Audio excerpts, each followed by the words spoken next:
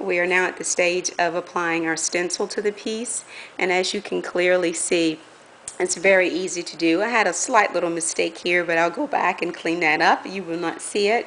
So I want you guys to also take a look at this one on the opposite side. Very pretty, very, very soft, and just looks like it's on a piece of pottery, and that's what I actually love. I mean, just like a piece of pottery, like I said earlier, a little piece of ceramics. You can see how that blue kind of blends in throughout the entire piece. So please take note of that, and we're going to continue with our stencil. Very simple to apply. Guys, just about, maybe this is about 1/4 of an inch from the very bottom, just like on the other side. Very simple. And one of the things that I do is I use these little sponges here, very small, and of course chalk paint, a little left over from before in this little container, and it stores really well. This has been in here now probably about a week, still hanging on, still just as moist, and I can continue to use it. And I tend to hold it down with my finger. I know it's perfectly centered, or at least I do now. I just had to shift it just a little bit, and I just dab it on here, okay? Very, very simple. Not pushing it hard. Remember, we're trying to keep somewhat of a distressed look for this entire piece. Sorry about the shaking. The camera is mounted so you guys can get really good close-up shots of how this is going to look. So sorry about that, but I'm sure we'll get that fixed once we do a little upload here.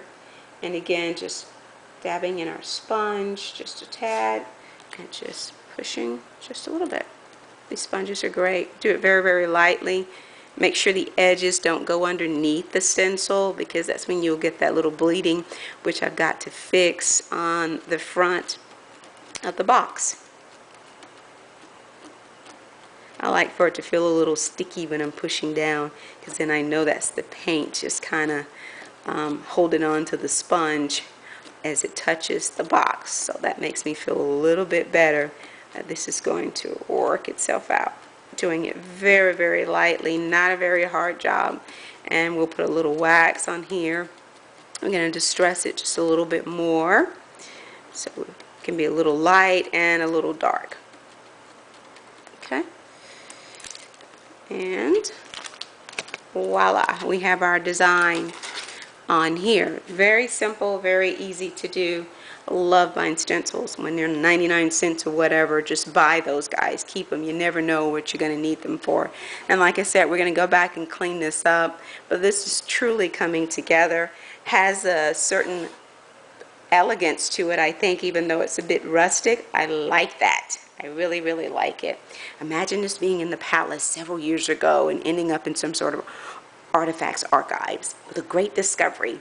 Yeah, that's my vivid imagination running wild again. So this is the segment that we're going to complete now on applying the stencil.